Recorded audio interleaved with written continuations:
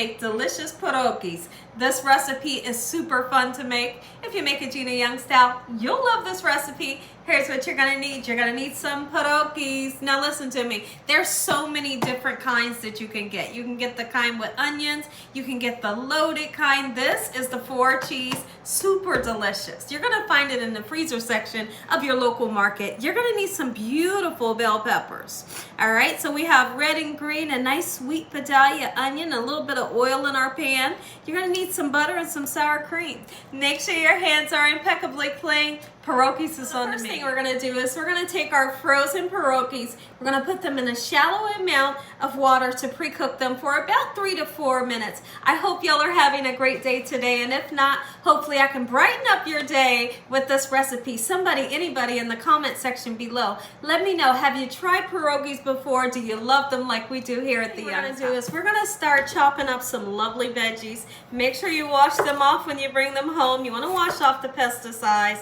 Then again, you never know who's handled your veggies before you got them home. The reason why I like to use the different colors is because it brings great, beautiful color to your recipe and a great taste. So we're gonna slice these bell peppers down in such a manner, quick and simple. We're gonna do the same thing with that lovely sweet onion. Slice up this beautiful onion and then into a pan with a little bit of oil, and we're gonna saute up these vegetables. So we're gonna be sure that we don't saute them too much to where they lose this beautiful color. Okay, so that means not cooking them too long. I'm gonna slice these the same way I did the bell peppers, right into the pan for about, let's just say about 10 minutes. Go ahead and turn our pierogies over so the other side can thaw out. And then we're gonna drain them and put a little bit of oil in our pan and also a little bit of butter. Those are almost done cooking. Now, as you can see in my pan here, I've drained the water.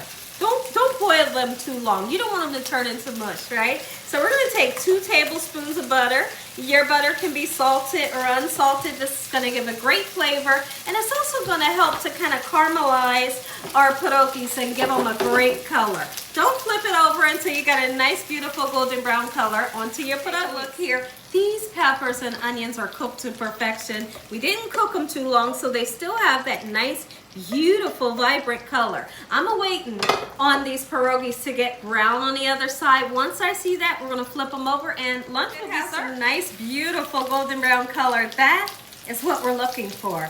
Now, the browner it gets, the better it's gonna taste. Yum and yum. We're gonna season this with salt, pepper, and some parsley flakes for color. Season them and give them some good flavor.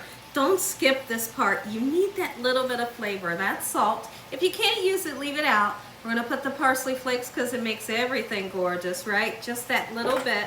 We're gonna put some black pepper on. Lunch is served. Listen, we're gonna make up a plate right now. Look at this. I couldn't be more excited to feed this to my family. Listen, if you enjoyed this video, give me a thumbs up. Tell the world what Gina's doing in this kitchen every day. Heavenly Father, we thank you once again for this meal and your hedge of protection.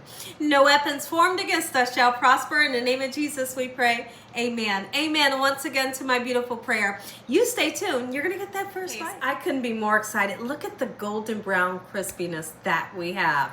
Pick up a bell pepper and an onion along the way. I have sour cream. You can use ranch. It's going to be hot in the inside. What's in the inside? Mashed potatoes with a 4 cheese mix that is so delicious, wrapped around this dumpling. You're gonna love this.